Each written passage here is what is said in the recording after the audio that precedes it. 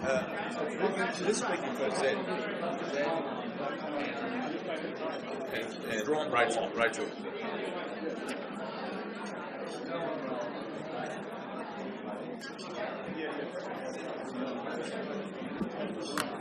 Ladies and gentlemen, good afternoon. Welcome to the National Press Club and today's Westpac address and another in our series of election debates.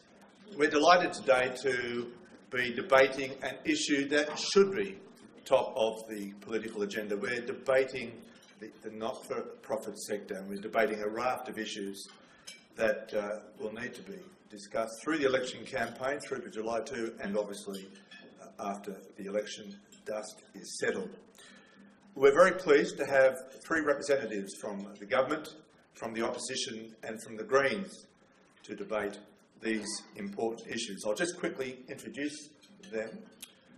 From the Coalition, a local ACT politician, Senator Zed Zazelja.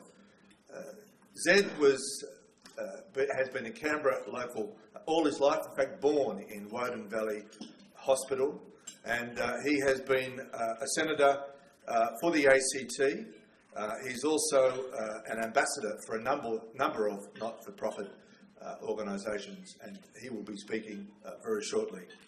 From the Labor Party, another Canberran politician, the member for Fraser, Andrew Lee. Dr. Lee is the Shadow Assistant Treasurer, has been a member of the Federal Parliament since 2010. I was going to say a renowned author. Is that a fair comment, Andrew? A renowned author and someone who is very passionate about the issues that will be discussed today.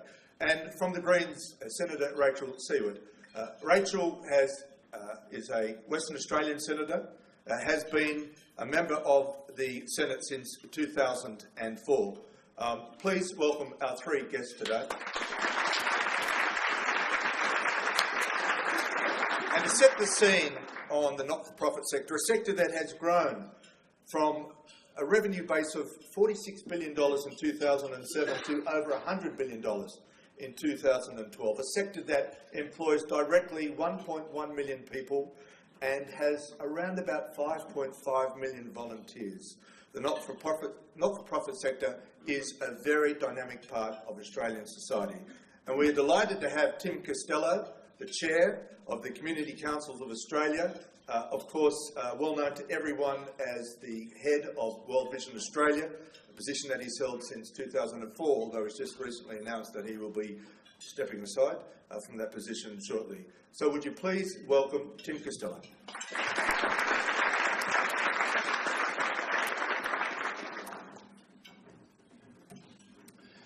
Well, thank you, Steve, and thank you for being here. Let me acknowledge the traditional owners, the Ngunnawal people, to Morris Riley, the CEO, who worked very hard with David Crosby, the CEO of Community Council for Australia, to make this debate happen. Thanks to Morris, to David, to all of you for being here, to Lee Watson from CCA, who's ensured that so many of you are here today. Thank you, Zed, Andrew, Rachel, and of course Steve for being here. As you've heard, the not-for-profit sector is vital for every Australian community, employing over 1 million Australians, contributing almost 5% to our GDP. That's a turnover of more than $105 billion each year. So we would be on the receiving end of those corporate tax cuts if we made a profit, but we don't. But here we are as a sector that seriously sees a purpose to knit together the nation in support and care, in providing for those most in need and around the world. We shouldn't forget that Australians privately are phenomenally generous to people in absolute poverty beyond our shores. Sadly, our government is very mean. We have seen aid fall from a bipartisan level of 50 cents in every $100 now to 21 cents, 30% cut under the Abbott-Turnbull governments. From 50 cents to 21 cents, the international promise is 70 cents in $100 of gross national income, which Britain does and Scandinavian countries do. Where in the region where most of the world's poor live, but sadly our aid levels are as miserable as my football team Essendon's percentage points at the moment. Rock bottom. Well, when we think about this sector, I talked about its employment and its dollar contribution, $105 billion each year. But that actually is almost a dangerous way to frame it. We shouldn't forget that the impulses that drive our sector are the impulses that represent the best of humanity. Charity is the old English word for love.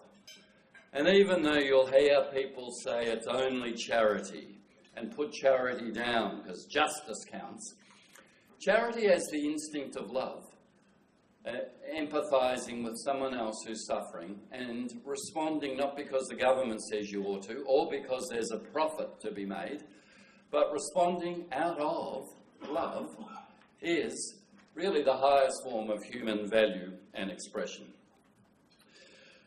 I say that because the risk in this debate is that governments increasingly see charities just in very narrow cost-benefit, utilitarian market senses. And then they compare the charitable sector to private for-profit contractors who've moved into health, aged care, education, and they say, well, we'll just allow the market to determine if the charity sector stand up. That sort of commercialisation, it's really a colonisation of family, of friendship, of care, of our emotions, we need to name, because it does evaporate the charitable sector. Our sector at its best is the love sector. And to evaporate that is a worry. I say that because even in the sharing economy, we often go, isn't it fantastic what Uber's now doing? Well, once upon a time we gave friends a ride without charging them. Or what Airbnb's doing. You need a bed, sleep over, come and sleep over. The sharing economy, it's like we're now thinking of every instinct that was charitable, loving, empathetic. There can be an app for this and we can make money and there's a market. We just need to think about that. Well, it should be the policy goal of any government to make sure that organisations and agencies that make up this important sector do get on with supporting the communities they serve, that they are framing those human impulses to care, to love one another, and to seek purpose for people, not just in market-driven goals. For-profit's pretty simple. If you don't make a profit, you don't exist. That's the purpose. Government's pretty simple. The incentive is power to actually shape policy. The not-for-profit sector, its incentive is actually this care, this expression of love, this impact. And the way we do it is as important often as just a cost-benefit analysis. Very quickly, and then I'll hand over to the speakers, we've conducted Community Council for Australia 2 surveys, one of our members, and then one of 100 of the major candidates contesting this election in 30 marginal seats. The members' survey was designed to help inform political parties about what our members are saying. What they're saying, not surprising, is they want policies that build stronger community organisations, that support volunteers and develop a more productive relationship between government and charities across Australia. Let me just say, though there's been great growth, the charitable sector's flatlined, and if anything, giving is decreasing. This sense that we are all victims and we've just got to look after ourselves evaporates the milk of human kindness and empathy for others. We've seen volunteering decline. Australia has led in volunteering, 35% of our population volunteering. In 2015, it dropped to 31%. The trend and trajectory is going in the wrong direction, in giving, in volunteering, and yet we are the glue that actually says it's for the purpose of love and a better society, not profit, not government.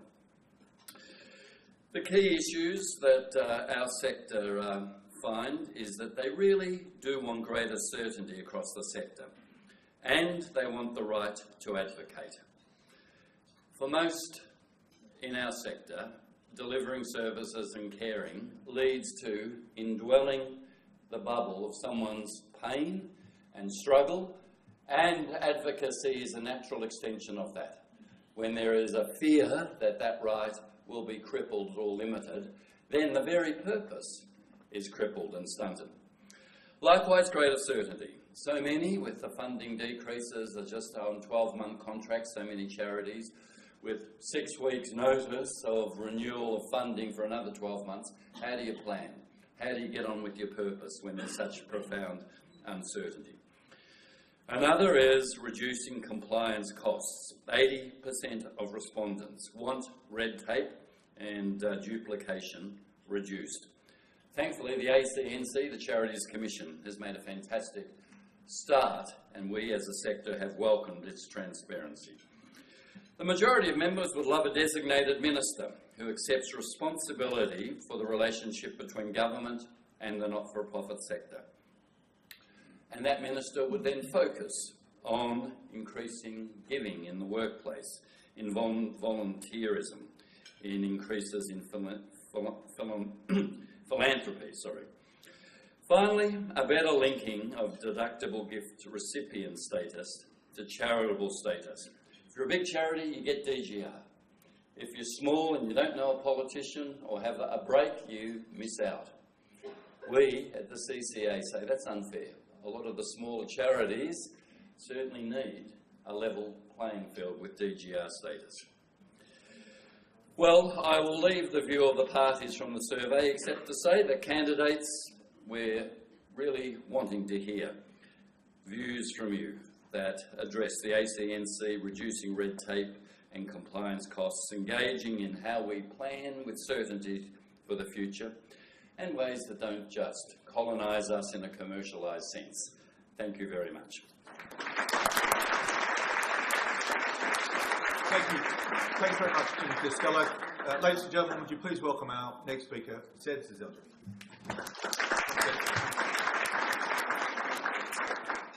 Thank you very much, Steve. It's great to be with you here today, and I'd like to first acknowledge my colleagues, Senator Siewert and Andrew Lee, and I'd also like to acknowledge David Crosby, CEO of Community Council for Australia, and of course Tim Costello, who we just heard from, CEO of World Vision Australia, Chair of CCA, and a fellow Essendon supporter, so commiserations.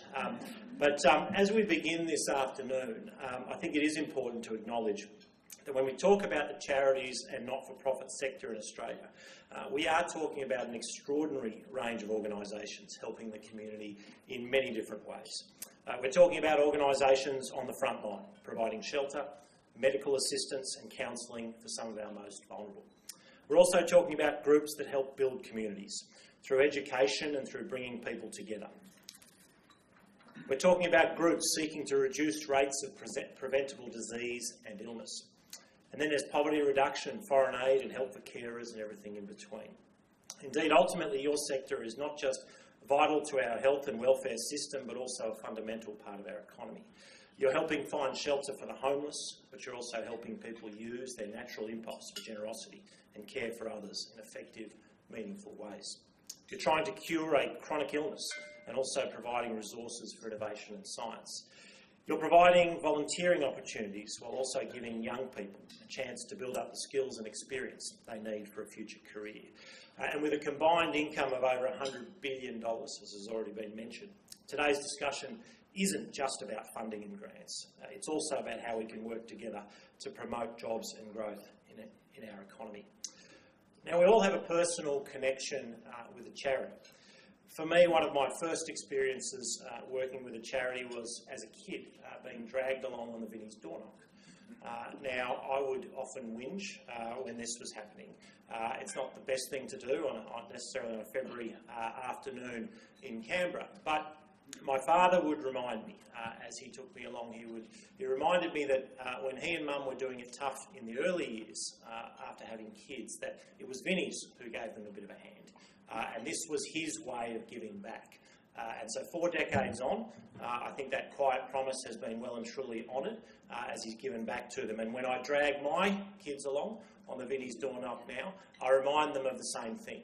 And it's great to have my father here today, who's in the audience somewhere taking photos, I think, so back on his old stomping ground at the National Press Club. Now, it's been a challenging time for the sector. Over our term of government, we've been working to help the sector be more sustainable, more effective, and to be flexible enough to respond to the unique challenges that are still ahead in a transitioning economy. We established the Prime Minister's Community Business Partnership, which is working on strategies for businesses and the private sector to foster a culture of philanthropy and investment in the community sector. We've also set out on the road towards 5-year funding contracts for not-for-profits. I know this is something the sector has been asking for. The first 5-year contracts commenced in January 2015, and we're working towards transitioning more organisations from 3 to 5-year contracts in the future.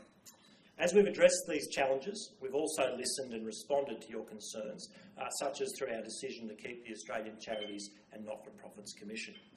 We also listened to your concerns during the 2014 grants process and provided bridging funding totalling $26 million to ensure service continuity and a further $40 million investment in frontline community services across Australia.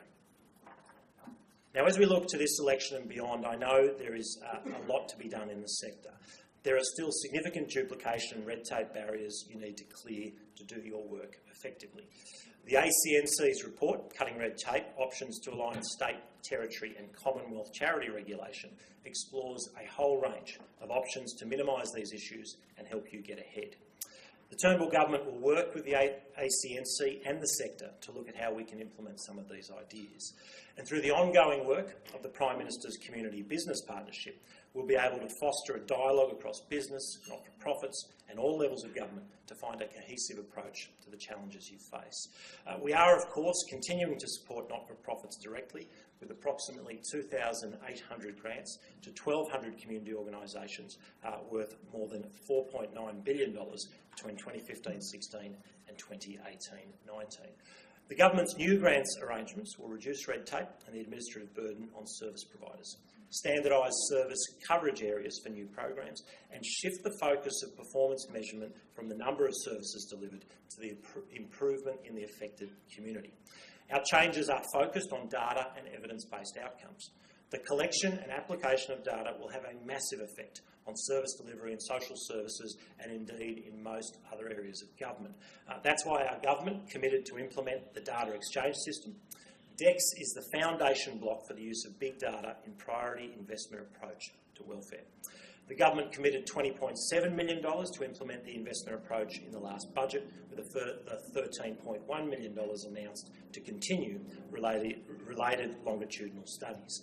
Now, big data-based actuarial analysis can now identify groups who have a high risk of long-term welfare dependency and who would benefit from evidence-based policy interventions designed to increase their long-term independence from welfare and improve lifetime well-being. Minister Porter told The Australian recently, we will soon be able to demonstrate with high accuracy who needs the most assistance and which programs genuinely produce the ultimate result of moving people off payments out of the welfare system and into employment. The government will also be able to zero in on payments that are failing to produce results. These initiatives will better tailor our programs and welfare system. A brief word, if I could, on one of our important budget announcements, the Path, Prepare, Trial, Hire Jobs program. This is a program designed to give opportunities for work to those in our community who are at most risk of long-term unemployment. These are primarily young people who, for many reasons, often because they don't have the kind of family support that many others enjoy and other supports, who need a bit of an extra helping hand. And we know that the best way for people to get out of poverty in the long term is for them to find work. And this $751 million initiative, welcomed by ACOS, is a demonstration that the Coalition is serious about jobs and opportunity. Now, we do it primarily through policies which grow the economy and encourage employment, but we also recognise that some in our community need extra help to be able to take advantage of the jobs which are created when we have a strong economy.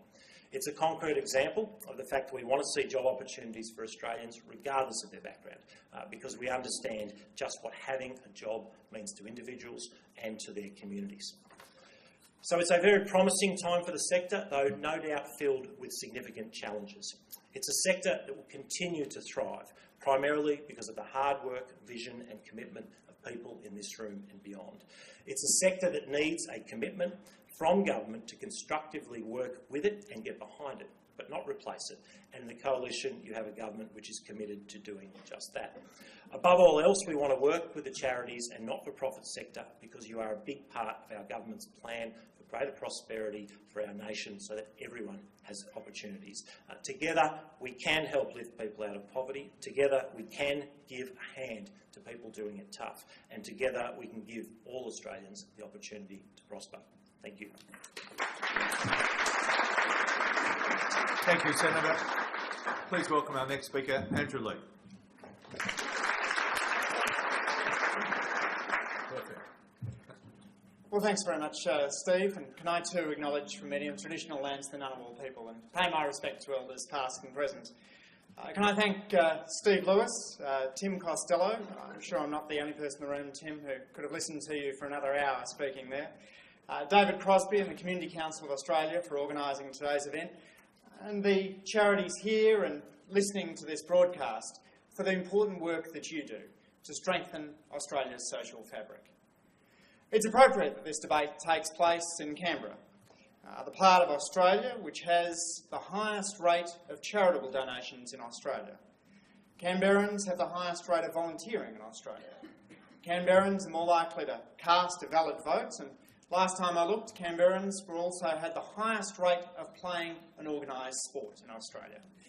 This isn't just the nation's capital, it's also the social capital.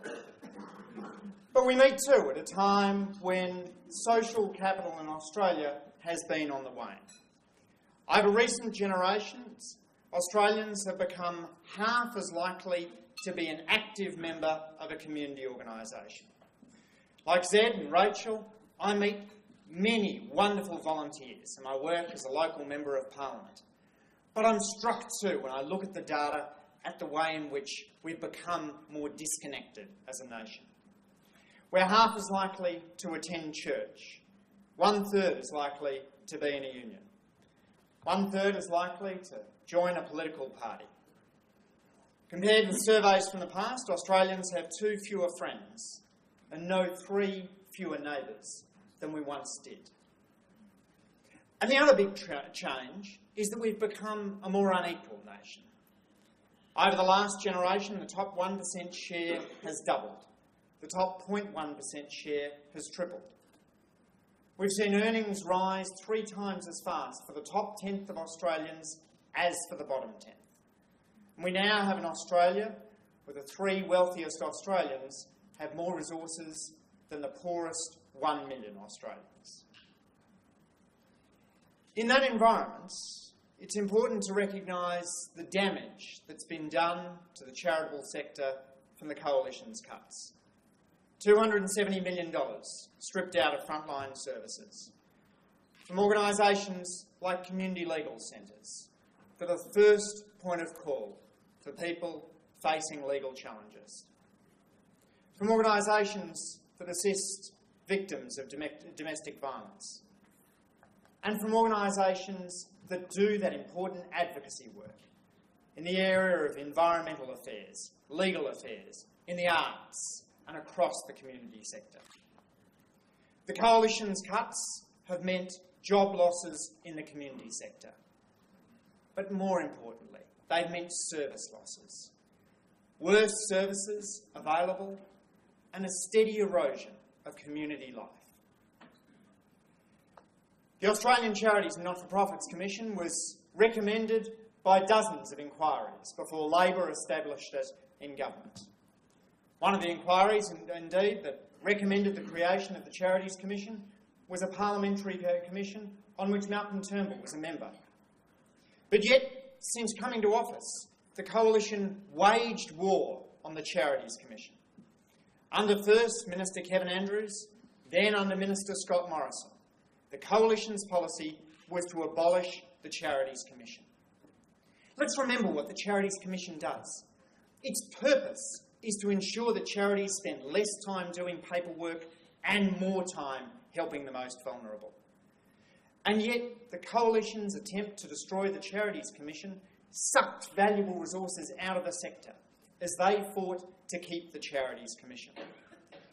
If there's a bright side, it's that the Coalition inadvertently generated a great deal of community spirit in the charitable sector as they came together to stand up for the Charities Commission. The open letter sent to Prime Minister Abbott, the many articles written for Pro Bono Australia about the value of the Charities Commission. Finally, thanks to that important advocacy work, the Abbott-Turnbull government has backflipped and decided to keep the Charities Commission, but not without damage being done. In that time, we've seen 25% staff attrition, and it's great credit to ACNC head Susan Pascoe and her team that she's managed to keep the Charities Commission going through such dark days. Under a shortened Labor government, we will embark on a very different relationship with Australia's charities. We'll reinvigorate the national compact with the third sector, working together to agree on a joint agenda. We'll scrap the shambolic community grants program, honouring those existing contracts that have been signed, but working to ensure a system which is fairer and more transparent, which ensures longer contract durations. Because I know that the last thing you need is short-term contracts, in which all you're doing is getting one contract and then turning around and starting to do the paperwork for the next one. A shortened Labor government will work to improve the Charities Commission, just like we did with the Australian Securities Investments Commission back in 1990. We took the state's powers, ceded them to the Commonwealth, and then ensured that corporations spent less time doing paperwork. We can do the same thing for charities.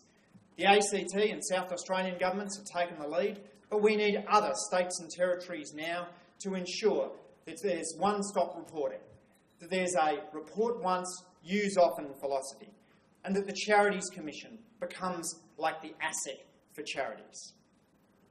We've announced that a shortened Labor government would invest $10 million in a volunteer grants program, which I know helps many charities keep their volunteers. And we'd work with the charitable sector on Labor's national information policy, working to ensure that open data helps to serve your purposes. With Labor, you've got a party that is committed to charities right across the spectrum of our leadership team. Bill Shorten's work as Parliamentary Secretary for Disabilities saw him become inspired by our disabilities charities to work with Jenny Macklin to create the National Disability Insurance Scheme.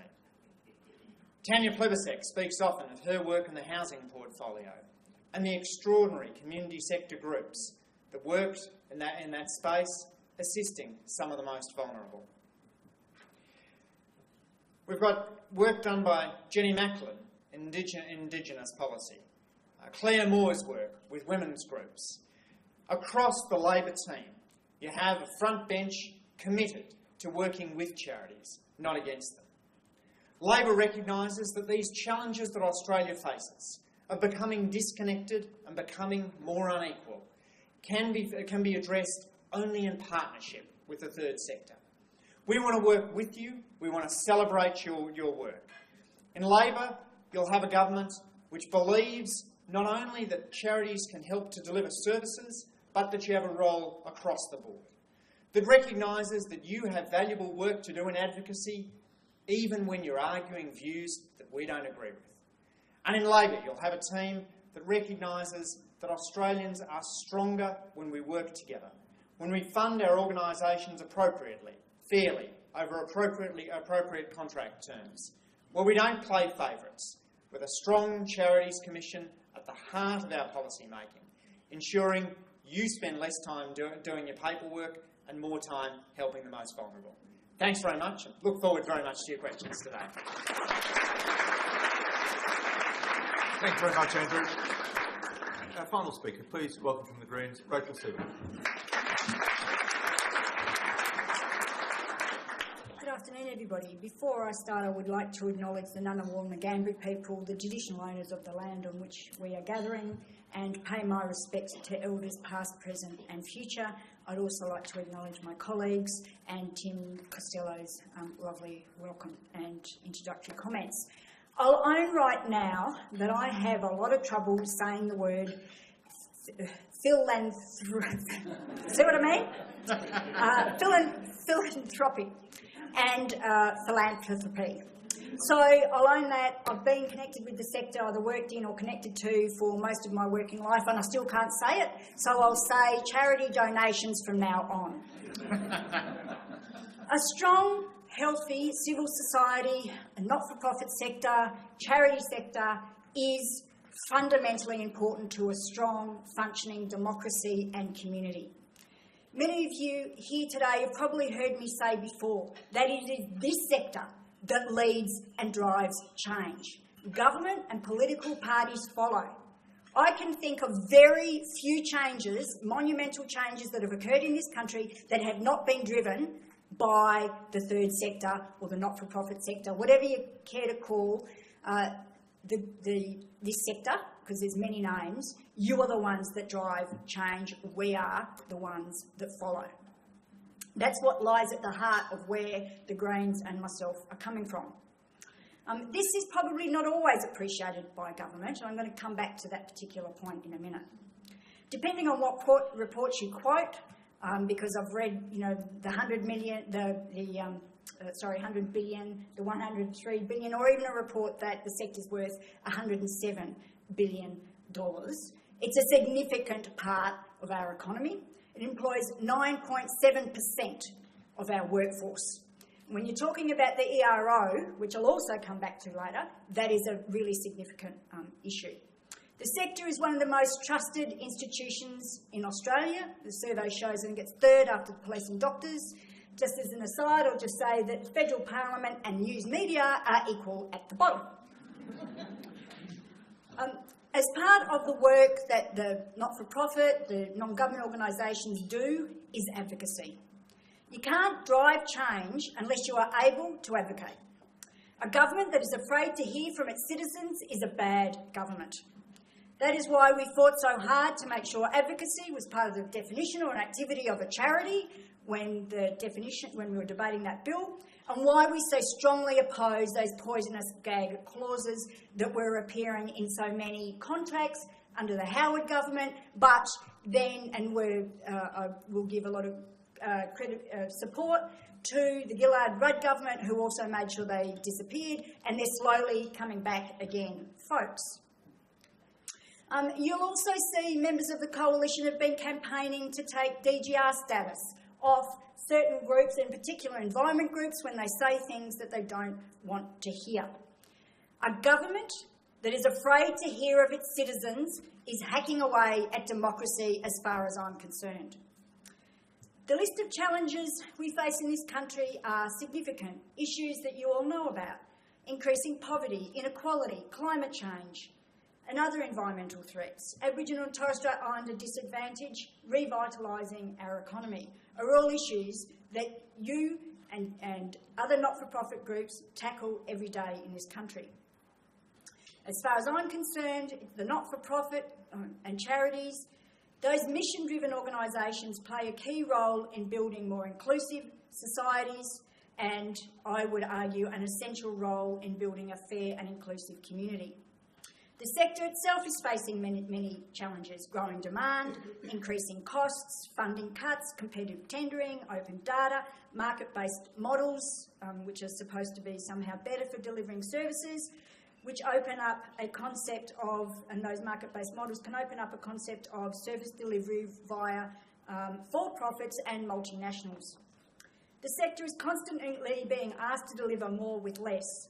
Since the 14-15 budget, we have seen cuts to the grants under the Department of Social Services and the disastrous Indigenous Advancement strategy, freezes to indexation, which bite deep, at the same time as the sector is trying to address the wages increase through the ERO, which we strongly support, by the way, but at the same time as organisations who are now employing 9.7% of our workforce, at the same time as they're trying to increase their wages under the ERO, indexation has been frozen, growing gap between funding and trying to meet those wages for the people that are delivering services. Many in the sector are not knowing how they're going to meet their wages bill as the cuts to freezing indexation start to bite. A key part of a strategic approach by government has to be adequate funding to support the incredible work so many organisations are doing. A key part of our election commitment is starting to address those funding needs for organisations, and that's why we've committed to return the funding that the government took out of the Indigenous Advancement Strategy, over $500 million. And that's why we want to inject over $500 million back into services and grant the service delivery through the Department of Social Services. That's why we want to make sure that we inject over $500 million into specialist homeless services and also start addressing issues around legal services. And just today, we're announcing our policy on foreign aid. Government must provide adequate funding and certainty. Providing certainty in long-term contracts that are meeting that goal of 5 years will help the sector tremendously, and also giving notice of at least 6 months about how they're going to handle either finalise a contract or renewing it. Funding must never be a tool that government uses to control the not-for-profit sector. Our vision for a not-for-profit sector is one that is independent and continues to advocate for change regardless of who's in government.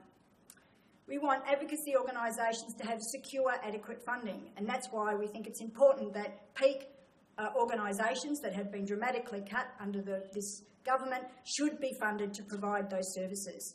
For example, National Congress needs to be funded. A key issue is, of course, the regulatory framework that the government provides for the sector, and that's why we so strongly fought for the continuation of the ACNC, because government were ignoring the fact that people in the sector strongly supported it. We also are concerned about, as I alluded to earlier, what happens with DGR status and also PPI status, which is very confusing. Who gets and who doesn't is very opaque, it seems to us. We are committed to reviewing the Productivity Commission recommendations. The issue around open data is an important issue because the sector does not necessarily have the funding or the expertise to be able to use the open data effectively, to properly analyse it. Big business can, they'll be able to use it to sell you stuff, but the not-for-profit sector needs more support to address that particular issue. When it comes to strategic charitable donating, it's a key area that we also think that we need to be looking at. The sector that funding can play an important role in addressing where government won't invest, and that is in potentially risky, innovative, alternative approaches. That's where we need to be strategic about investing, making sure that that money is being used to look at what are alternatives, and to try potential innovative alternatives. We need to be looking at that, but then we also need to make sure that the funding is there to advocate for changes. The Greens are committed to growing a strong, vital, not-for-profit charity sector in this country. Thank you, Senator. Thank you very much. Thank you to all three for those addresses. We'll move to questions. If I might ask the first. Tim Costello, in his opening remarks, raised concerns about the commercialisation of the charity sector, which he said has the potential to undermine the very premise of this sector. A question to all three of you: has the private sector encroached too much on the charity sector? And if so, in what specific areas are you most concerned? I'll ask Zed Zelja first, and then on to Rachel and Andrew. Well, look, I think the point that Tim was making, which I don't want to belittle you at all, Tim, but certainly the principle of what Tim was talking about the fact that charities and others who have a mission are different in many ways than governments in some cases, and certainly from companies. Now, companies can still have a mission to do good, but of course they have a profit motive which is different and separates them from charitable organisations, churches and others who have been in this space for hundreds of years. So I agree with the broad principle that there is a difference.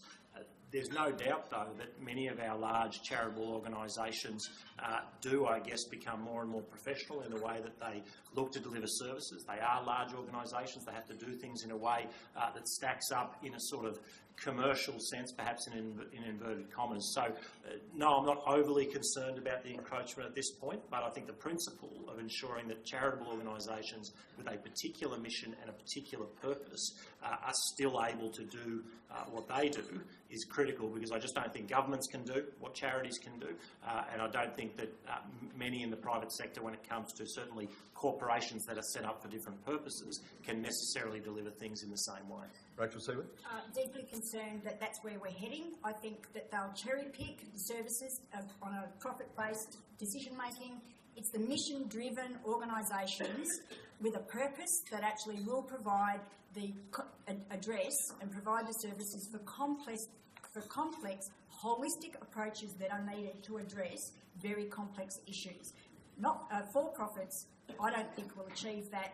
That's where the strength of the not-for-profit sector is. What areas do you think they'll cherry-pick in particular? Well, are there particular areas that you're concerned about? So, for example, we're already seeing, we can talk about the issues around employment, and I know that's not what we're specifically talking about at the moment, but we can see how the system has been gamed and use sharp practices, delightful term, there.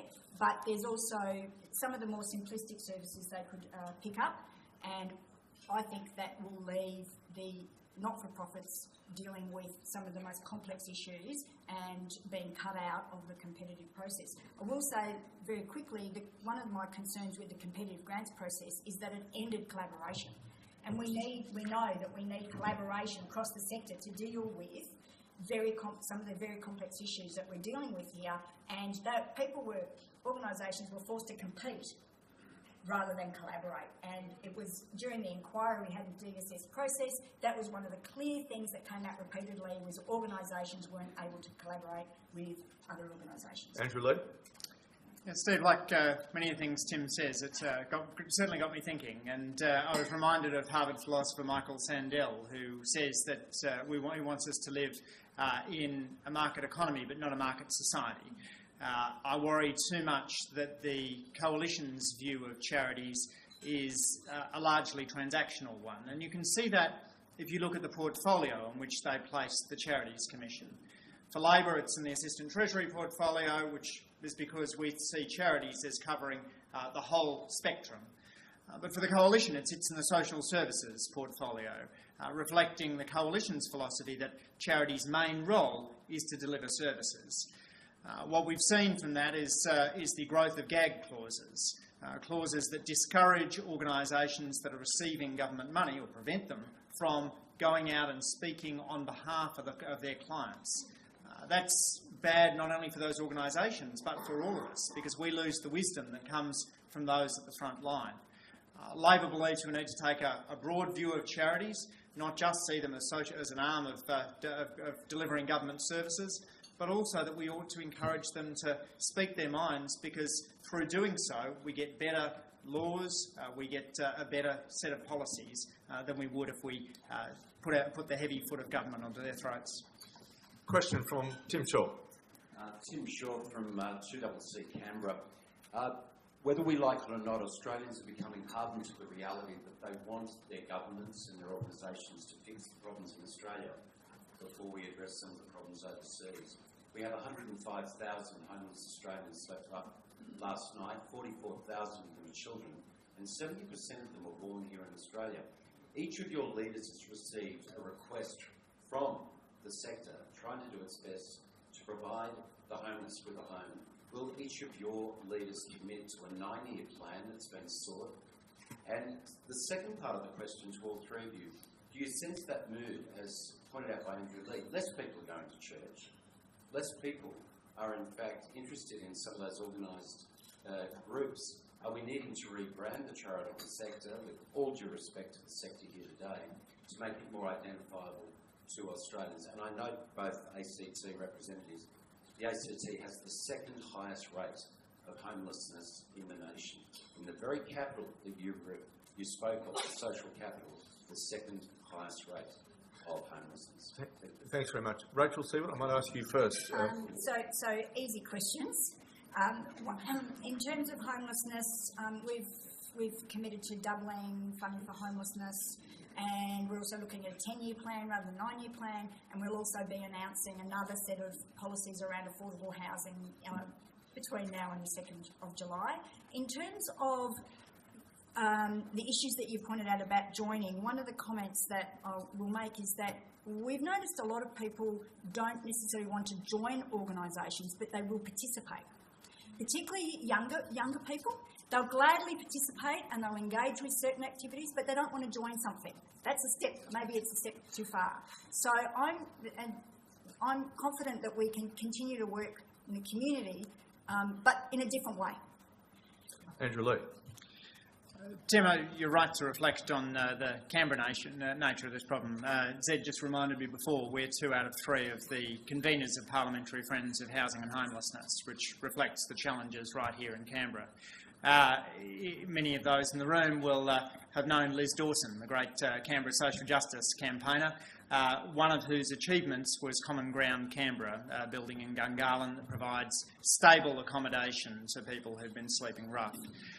Katie Gallagher's going to be announcing more housing policies for Labor, but also we need to recognise that homelessness is the tip of the iceberg of a broad challenge of housing affordability in Australia. We've got the lowest home ownership rate in Australia now since the 1950s. Home ownership is at a 60-year low. And that's because house prices have steadily outpaced wages for decade after decade. So we do need to do something about homelessness, but we also need to make sure housing's more affordable. Finally, I can't help coming back to your comment about charity begins at home to make the interjection that I'm sure Tim Costello would have made. The entire saying is charity begins at home, but doesn't end there. Seth.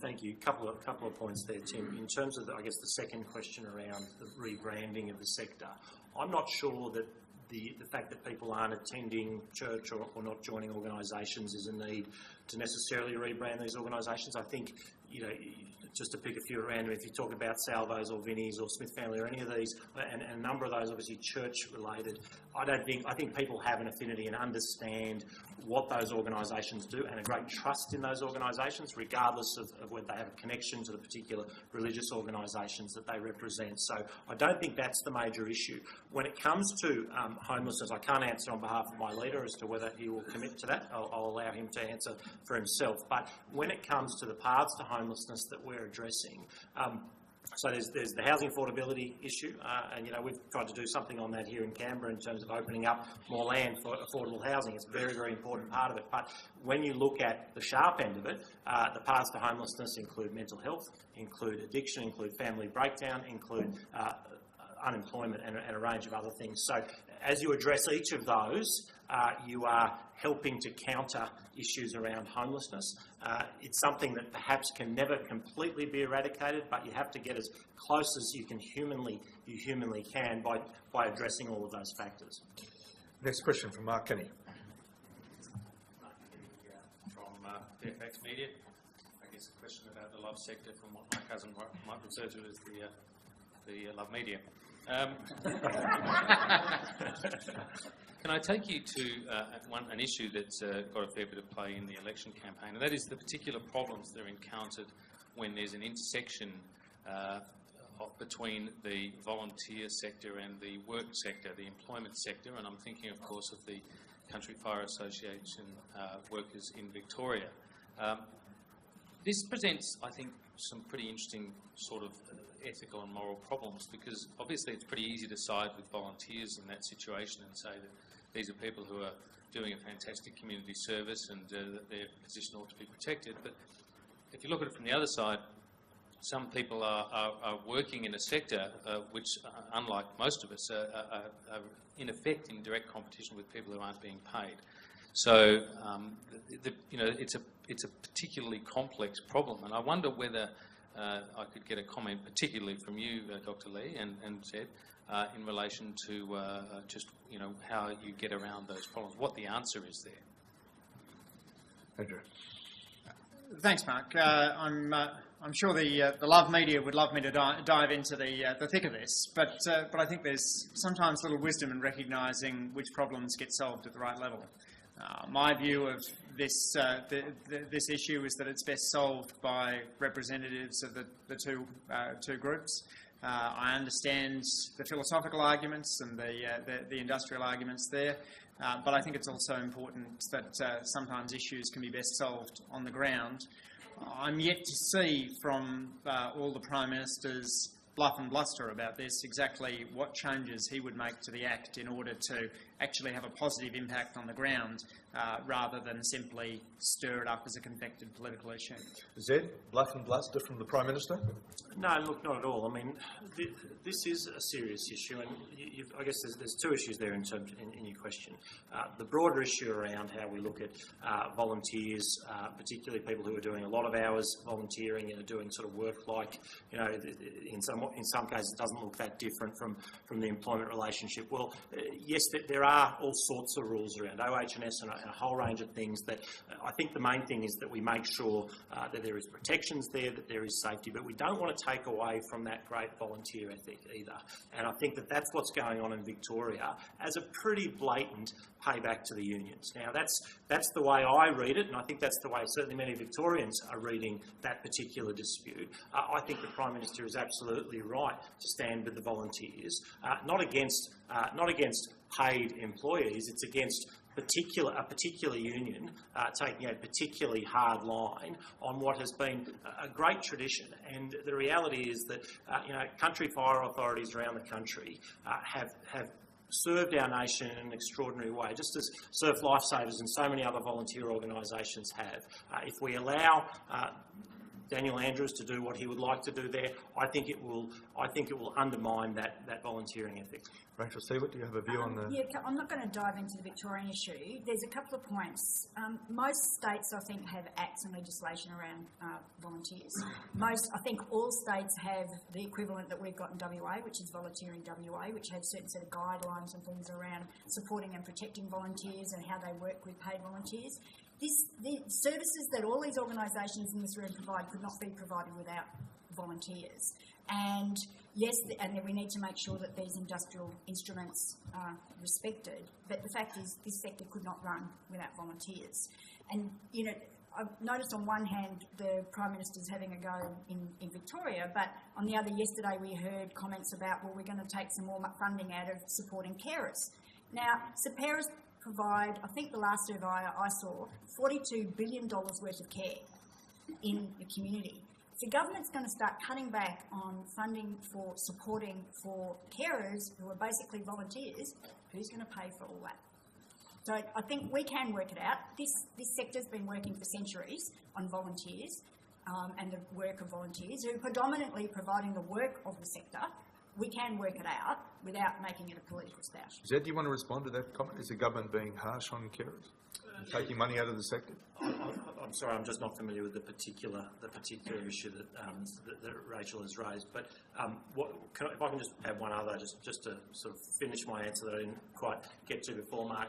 If you take the example I gave in my opening address about sort of Vinnie's Dornoch as one small example, it's difficult to see how you would sort of regulate that in any way that would, do we want to stop my 8-year-old son from coming along and door knocking with me because he's underage and because we haven't signed all sorts of forms and things? I think that gets a bit ridiculous, and so that's where a lot of the tension is, and I don't think we'd ever want to go down a path that was so over-regulating the sector that would inhibit the ability of volunteers to just do what they've been doing for hundreds of years. Thank you. We'll move on. Our next question is from Tony Melbourne. Tony Melbourne, Director of the National Press Club. Just about everyone in my immediate family has done the ABC Vote Compass, and just about all of them are green, which was a bit of a surprise to them themselves as well. They don't necessarily vote that way. Where do they live, Tony? I'd say something about the Vote Compass. Yeah, they all live in Grayndler, as does Steve and myself too, which is also came out in the Vote Compass as the greenest electorate in Australia with about 3 others. But I'm just thinking about that survey. It seems to be uncovering this wellspring of socially progressive views. There's people are split on vote turnbacks. There's strong support for migration. I think there was a 75% vote in support of euthanasia. So is this, do the major parties, are they ignoring these sort of socially progressive views at their peril, or is it just another dipstick survey? Ed, I might start with I might start with you. All right, it's not a loaded question at all. No. Now, I'm not going to suggest that the vote compass is in any way, it's not a significant sample. Obviously, it is a significant sample. It's not a scientific sample in the way that you would if you polled the entire electorate and looked at it. It's self-selecting to some degree. Now, I'm not familiar with all the methodology that goes into it. I'm sure it's been done by professionals to put it together. But it's interesting the comment you made at the start that they're surprised that they're Greens. I wouldn't make any further comment on that. That maybe they're being directed in a particular way. I don't know. But look, in terms of a lot of those issues, I mean, you look at the issue around vote turnbacks and immigration, for instance. I think that when we look at the policies that we've implemented, under a lot of criticism in a lot of quarters when it comes to vote turnbacks, when it comes to offshore detention, when it comes to a range of things. I'm sure there'll be all sorts of views in this room. But the point is that I think they've been tested over a period of time, and what I've seen from the community on those issues is that they broadly think we're getting it right. They might have quibbles with all sorts of things. They might want to see us do things in a slightly different way from time to time. But if you look at the overall policy direction, they would say it's worked. And that is one of the reasons we can confidently go to the electorate and say, well, here is our policy on border protection and immigration. What do you think? And the community has generally been saying to us that they support that policy, primarily, I think, because it's effective. So, look, when it comes to vote compass, I guess that's an interesting sort of academic debate to a degree. We certainly pay attention to all of these things, but we put them into their proper context. Andrew Lee, how do you come out of the vote compass? Do you vote Green in the vote compass? Who's to know? Labor's concern was that vote compass didn't always point true north, and that was why we eventually asked for our logos to be taken down off the site. We were disappointed in the way in which it characterised some of the policies. But I do think, while Rachel and I have agreed on a number of issues in the charity sector, that there's also significant differences between Labor and the Greens. For your friends who are at risk of voting Green, I would remind them that this is the party that voted against the first emissions trading scheme, against the Murray-Darling Basin Plan. It's the party that supported Tony Abbott to raise the debt cap and supported the coalition when they wanted to reduce tax transparency. Labor's proudly pro-growth progressives, but one of Rachel's colleagues in his first speech compared economic growth to cancer. So there's big differences in Australia between Labor and the Greens over where we sit on a range of important issues for Australia's future. And I certainly wouldn't want your colleagues colleagues and friends to be confused about that. Rachel Sue. I would encourage them to embrace their greenness. And Andrew's right, there are vast differences between them and us, and we're proud of it. We have a much more humane policy to asylum seekers and refugees. But to answer your question, just for a start, if you're talking about, I honestly can't understand how Andrew's just said we voted against I presume he's talking about the issues around tax avoidance. If we had not supported that legislation when it came up last year, we would not be reporting now. We would not see the reporting country by country on tax avoidance. That's what the Labor Party tried to stop us doing. So when Andrew, with all due respect, makes those comments, he's absolutely wrong. But in terms of when you're talking about social progressiveness, I think that the majors are, or the old parties as we say, are out of step. If you look at issues around marriage equality, for example, marriage equality, we were right out there for a long time. If you're talking to leading the debate on that, if you talk to the community, most people by far say, what is the issue? Of course we should be supporting marriage equality. And I've been out there, we've knocked on more doors than we ever had before, it's the Greens, certainly in Western Australia. Overwhelmingly, people are now talking about a more compassionate approach to asylum seekers. They want to see tax reform that addresses the inequality. So I'm not surprised that what Vote Compass is showing is the community is far more socially progressive than the old parties have been in the past. Thank you very much. A question from Michael Keating. Michael Keating from Keating Media. According to the Australian Charities and Non-for-Profits Commission, we don't have an accurate picture of the sector because of its diversity and the difficulty in collecting data. Zed, you've mentioned your DEX system that you're going to implement. Perhaps you could elaborate further on that. And how do we address that issue? And also, how do we address that issue as well with your point, Senator Seward, without leaving charities behind because they may not have the expertise or the tools to do that data reporting? Senator Seward, do you want to?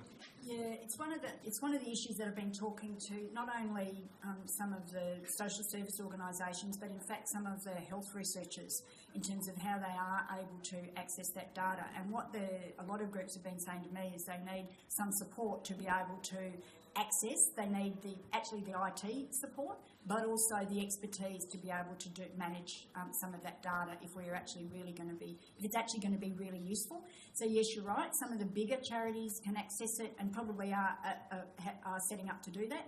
But some of the smaller ones that provide particularly the more individualised support or the specialist support aren't being able to.